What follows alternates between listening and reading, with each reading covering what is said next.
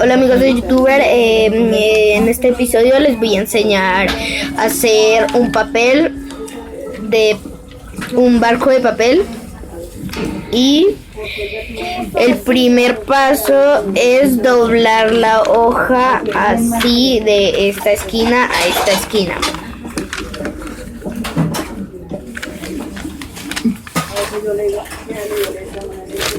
Así.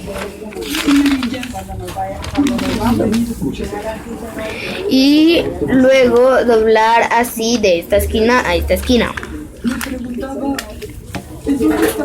Desdoblamos esta y la línea que quedó acá vamos a unir esta punta acá y esta punta acá.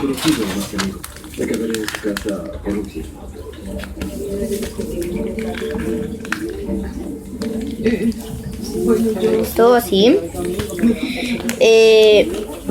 Pegamos, despegamos esta y doblamos esta acá, que quede de manera así. Lo mismo con el otro lado.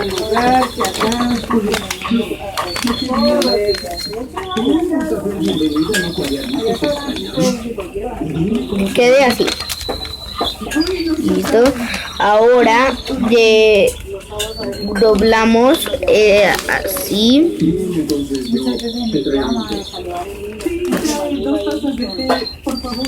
De manera que quede así.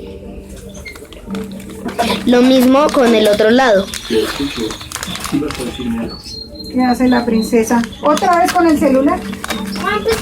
¿Pero qué estás haciendo tú? Haz algo, mira, vas haciendo algo. Ahora doblas de este lado a este lado.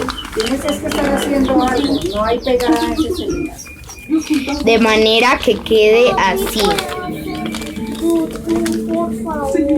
Listo, ahora llevas esta punta a esta punta. Papi, ¿puedo hacer YouTube, por favor? No merecemos ser felices, no merecemos. Papi, ¿puedo hacer videos de YouTube y mandarlos a YouTube? Y lo mismo con el otro lado. Por tantas cosas. De manera que quede así. Ahora doblamos otra vez. Y tiene que quedarle así. Depositamos los nuevos JetKN Sticks. Cogen esta punta y esta punta y acomodan bien. Estamos presentando Me robó mi vida. Y aquí tienen su barco de papel. Dame un like si les gustó cómo hacer un barco de papel con Aprende con Juan. Suscríbete a la campanita y practica hacer barcos de papel.